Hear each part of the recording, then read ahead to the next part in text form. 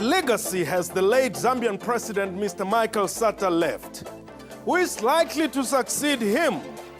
And why are there tensions within Zambia's ruling Patriotic Front? What has delayed Zambia's constitutional reforms? What time is it? It's question time.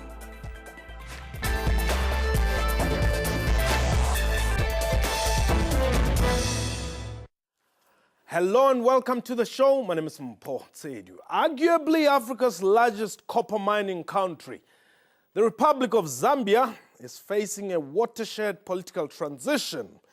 After several months of ill health, albeit not much publicized, Zambia's president, Mr. Michael Sata, eventually lost the battle and passed away in the United Kingdom, seeking medical help. Barely a fortnight after the country's 50th independence festivities, Zambia is running against time to elect a leader who will succeed the man popularly known as King Cobra. Before we go into the show, let's firstly have a look at this insert. Northern Rhodesia became the Republic of Zambia after attaining independence from Britain on 24 October 1964, and Dr. Kenneth Kaunda was its first president. The Southern African country is recognized as one of the most peaceful in the continent, with political differences treated with a fair amount of caution.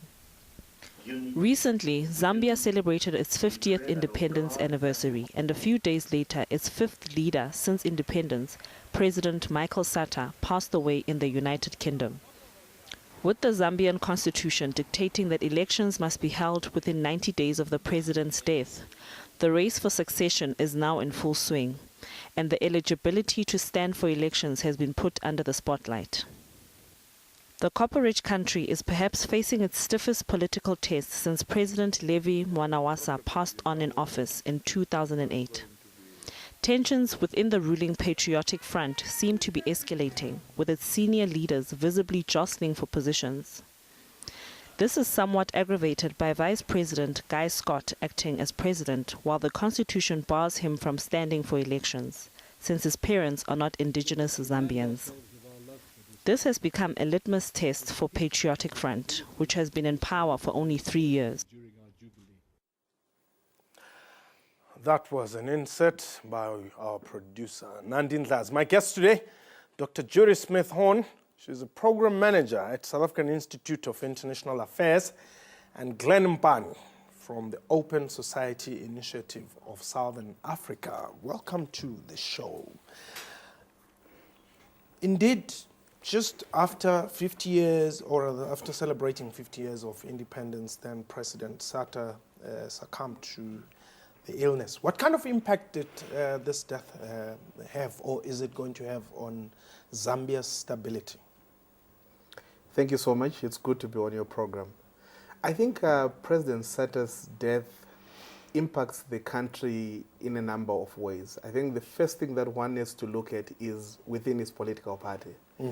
If one looks at the Patriotic Front, there is a challenge in terms of dealing with succession. And I think events that have transpired over the last couple of days are evidence of a challenge not only that Zambia faces, but the continent, but what is faced across the continent, where leaders don't deal with their intra-party issues in terms of who is going to succeed them, what is the process. So a lot of power is centralized, and that is one of the major challenges that Zambia has to deal with. The second issue that Zambia has to deal with has to do with the challenge that the incumbent had caused over the years. I think one has to look at the economic issues in terms of how Zambia was dealing in terms of the position that it had taken in the mining sector. Yes. One has to also look at in terms of the laws that were coming up within the country, the unfinished business on the constitutional reform side. Thirdly, one has to look at the relationship of the government with civil society, the relationship of the government with other players within the country. So there are a number of issues that are unfinished within Zambia that are caught up in this environment where the leader is just passed on. Dr. Judy Smith-Horn, how do you think Zambians are going to remember President Sata? Well, not being a Zambian, it's of course difficult to answer.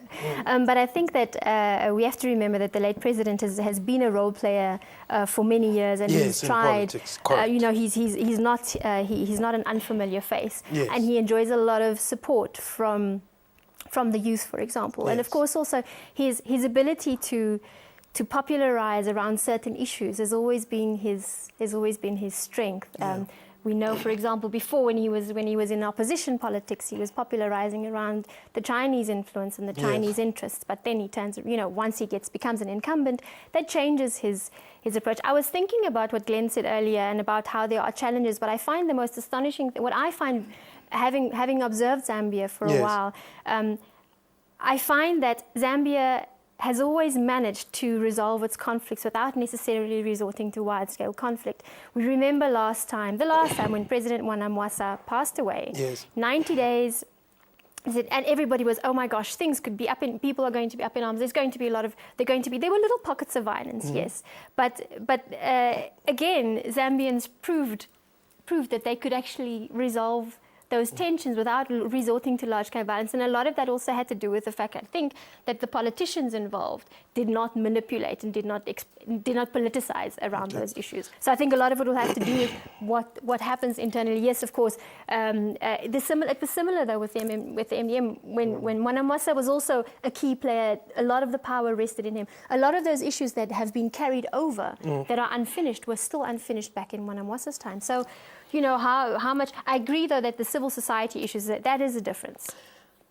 Kaunda, Chiluba, Mwanawasa, Rupia Banda, Sata, did he have the best international image? I think you have to look at Sata in two phases.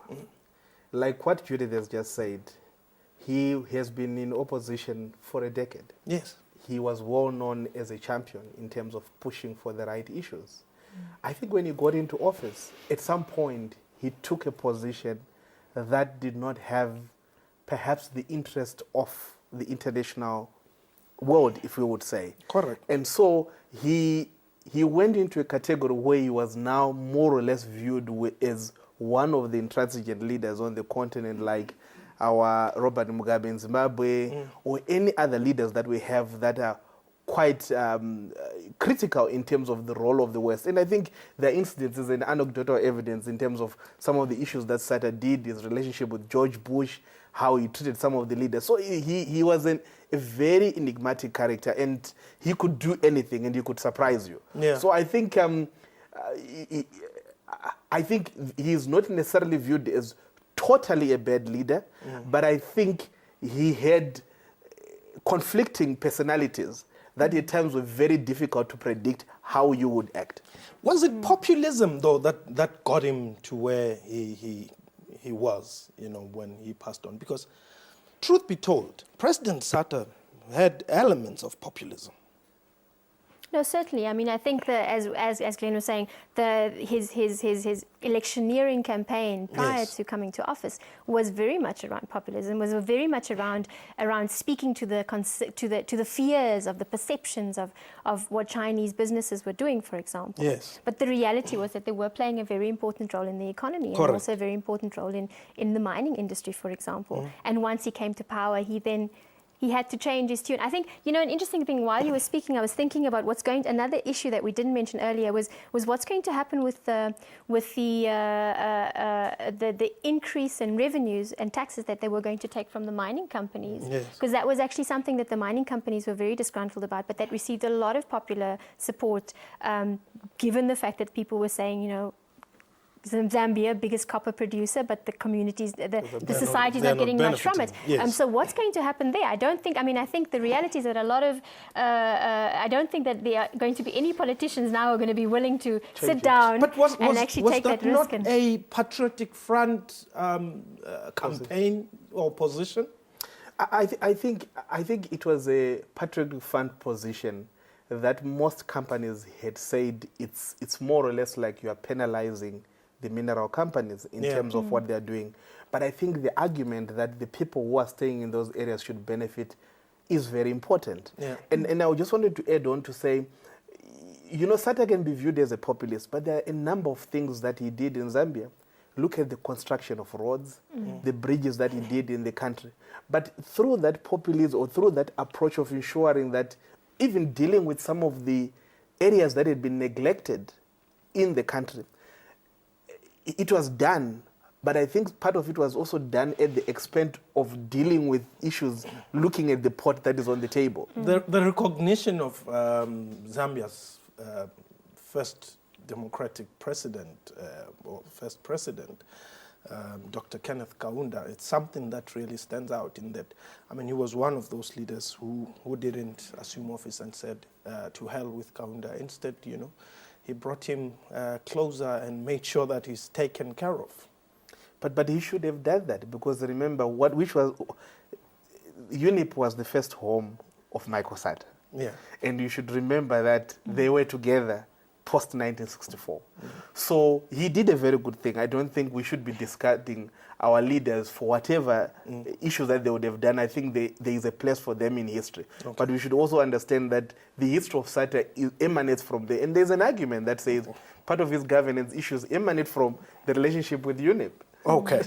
We're going to talk about the way forward now that President Sata is not there, and then later talk about the politics that will follow his passing on. But for now, we're going to take a quick break. Please don't go away. We'll return shortly.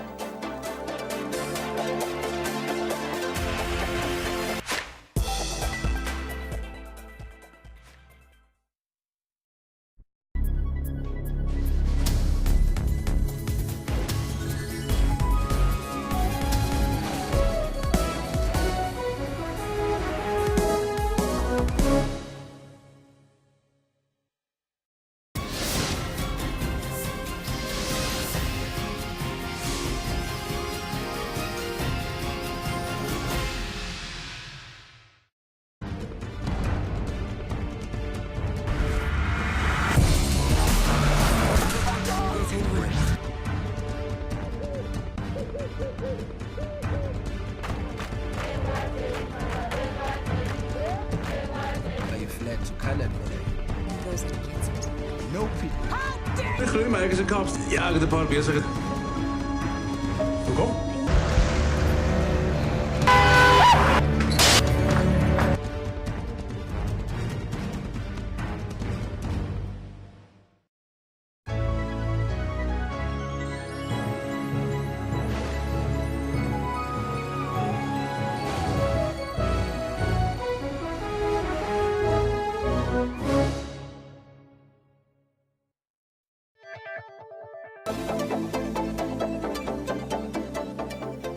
Welcome back. You're still watching Question Time. My guest today, Dr. Judy Smith-Horn, Program Manager at South African Institute of International Affairs, and Glenn Mpani from Open Society Initiative of Southern Africa. Welcome back. Now, President Sata did not pass on somewhere in Lusaka. He passed on in the UK. Why should I, some Mwabapiri somewhere, have confidence in a president who does not even give his last breath in the country of his birth? Does he not trust the facilities which he is supposed to?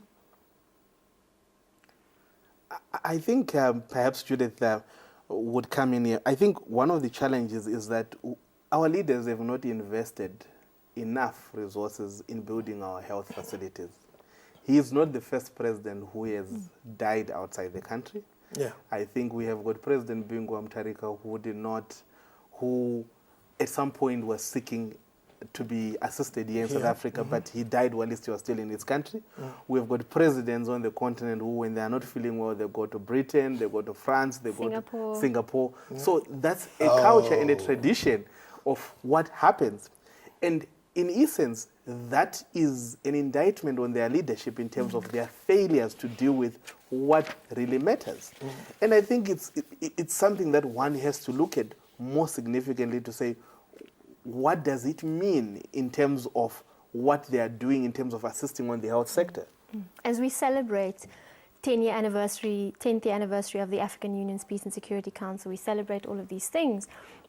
We need to also ask ourselves, what is it? I mean, on the one hand, we cannot ignore the colonial legacy. It has left, it has damaged much of society, but there is something to be said for taking responsibility. And as Glenn has said, the fact that leaders go to other countries to be treated, the fact that they send their children away from the continent to be educated says something about the fact that they haven't built up the structures here, and that is our responsibility. That is what we should be doing, and that's where. So it's about also understanding what do we want to take out of this experience, and how can we sort of, if we are going to be saying we want to act as a continent, where are we going to prioritize?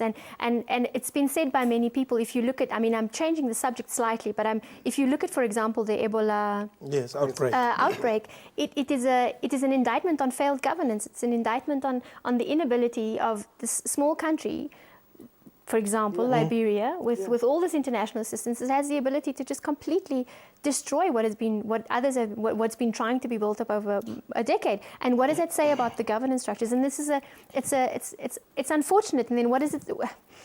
I often grapple with the idea of saying, people say we get the leaders we deserve. I'm not entirely sure that's true. Well, it is, because those are the ones that you vote for. But those are the ones that are able to manipulate the system and be able to be voted into office. Because at times you should understand, if you look at the path that the leaders take, the system is structured in a way that makes it very difficult for new leaders to emerge. So does President Sata here live one Zambia, one nation? He doesn't live one Zambia, one nation. The interesting thing about the Zambian situation now is that over the period that he has been in office, there have been so much criticism about his governance. But unfortunately, there's no alternative. If an election is held tomorrow, the Patriotic Front is going to win, simply because there is no building of an alternative.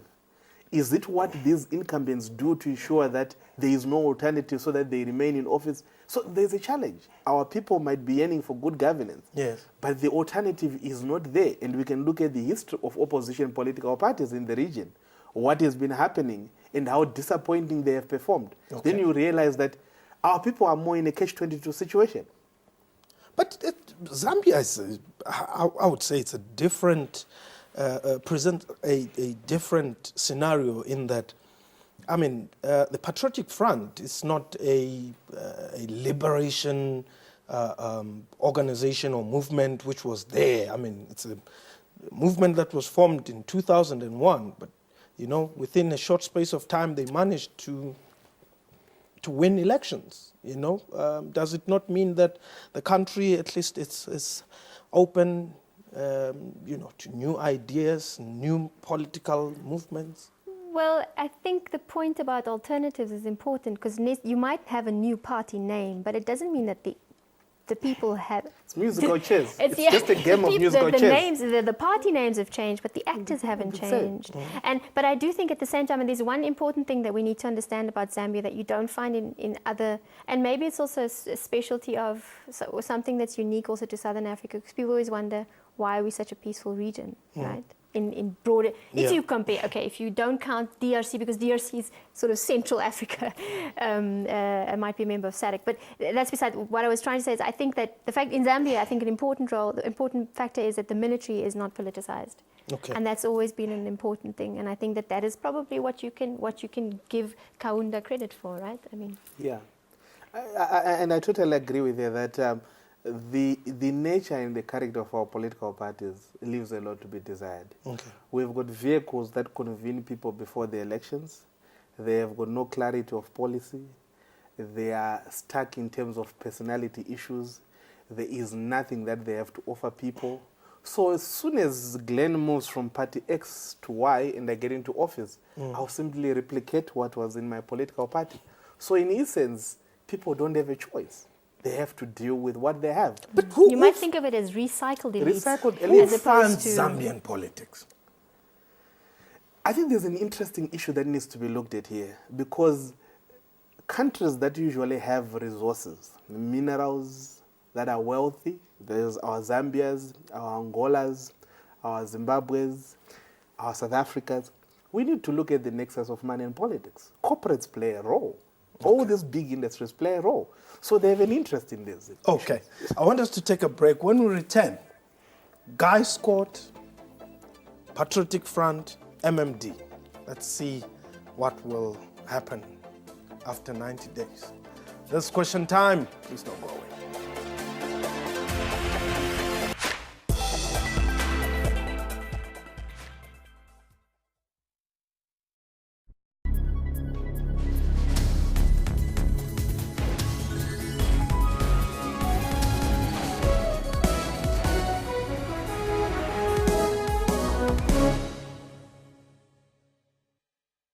The governments of South Sudan and Sudan have confirmed their commitment to the cooperation agreement signed in September 2012. As a panel, we are very pleased indeed with the position taken by both governments to implement whatever is outstanding. About 100 bodies have been retrieved from a shipwreck off the coast of Libya.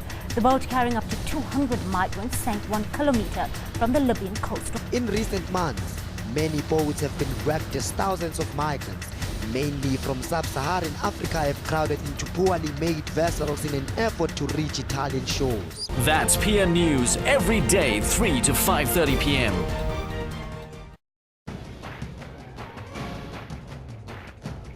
Should marijuana be legalized in South Africa or not? The legalization of dacha is a no to our country.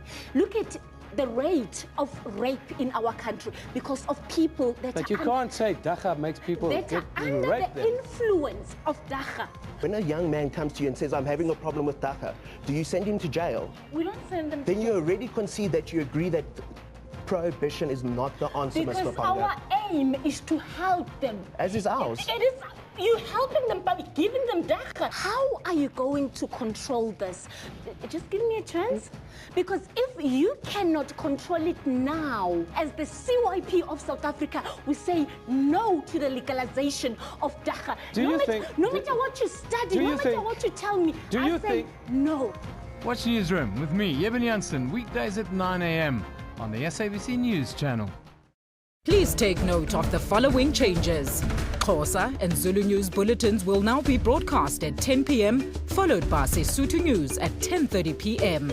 Siswati and Ndebele News will be at 11 p.m, and the Tsonga and Venda News bulletins at 11:30 p.m. Stay tuned to the SABC News channel.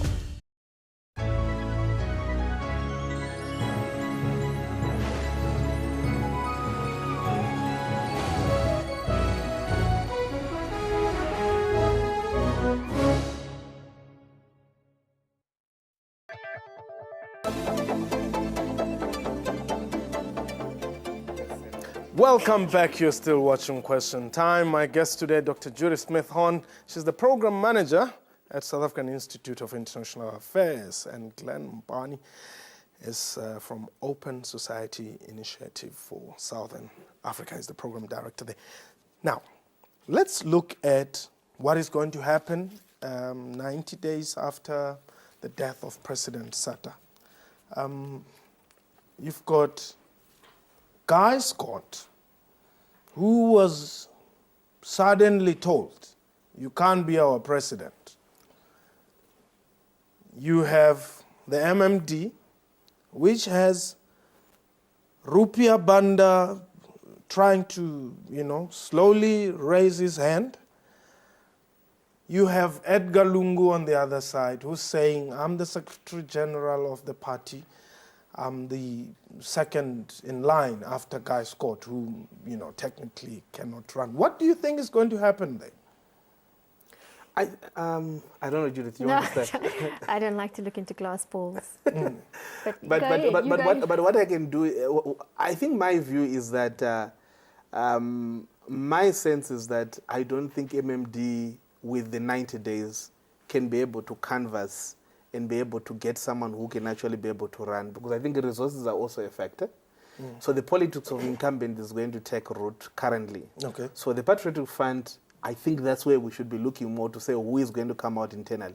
And so there's Edgar Lungu, there's Winter Kabimba, who was fired by Sata before. I don't think Winter, with the current environment, you could bounce back. If Guy Scott had managed to fire Edgar Lungu, perhaps you could have succeeded in bringing Winter. But we did.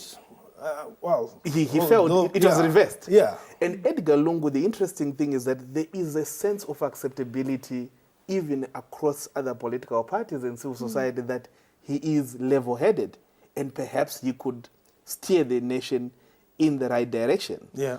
And we should also not forget that there's the opposition leader, HH, who has got more dominance in the Tonga community. Yes. So my sense is that in the next 90 days, I think the Patriotic Front, they will get it.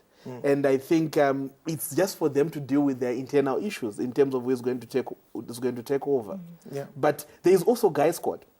While Guy's Court, there might be the provision that because one of the parents is from outside, you should also remember that there was the Supreme Court decision that was made that said you cannot be disqualified on foreign parentage. Yeah. The other issue also is that there is the constitutional issue on the table.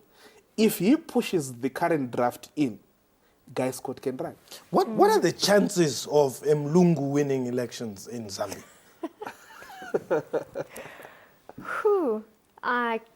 You know, you're putting me on the spot. Yeah. No, I think that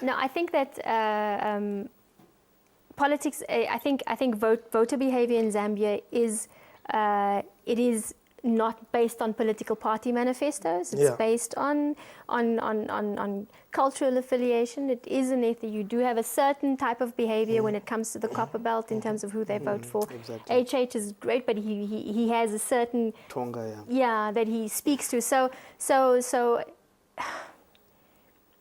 it's difficult for me to gauge whether Guy Scott would stand a chance. Okay. Given the voter behavior in the past. Okay. Given the way that people have voted in the past, I think that it's hard to make a call on that. Edgar Lungu is talking to Guy Scott to say, give me government resources. I need the chopper. I need the print house here and there.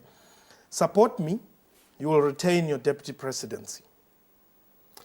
Yes, we have heard about that. I think in this environment that has been declared of mourning, a lot is happening behind the scenes. Come the 12th, I think a lot of drama is going to take place. And I think it's a smart move for Edgar to say, let me do this, because Guy Scott will also understand that there's something in it for him. I think the reason why he wanted Winter is simply because he also wanted his interest to be protected. So I think he has got options to pick from. Okay. And I think with the potential revolt that cabinet had shown when he fired Edgar Lungu, I think he realized that that's where most of the power is residing. Okay. So he might potentially go with the flow. What are the chances for Rupia in the MMD side? Do you see somebody else perhaps standing up to say, Mr. Banda aside? I think there is talk that member can rise and take over, but I think there is the advantage of Rupia Banda also having been there before. Yeah. So they are currently fighting internally in MMD in terms of who is going to take over. But he's still facing charges. He's not. He has not been. You know, that the argument that they use politicians to say, "I'm still innocent until proven guilty." Yeah. So he can simply say, "I'll run," and let the law take its course. Is it not funny though that he addresses supporters out of the courthouse? Yes, he does that because, like all politicians, they do that because they want to create a semblance that they are martyrs. So I think that's where his support base is. Okay.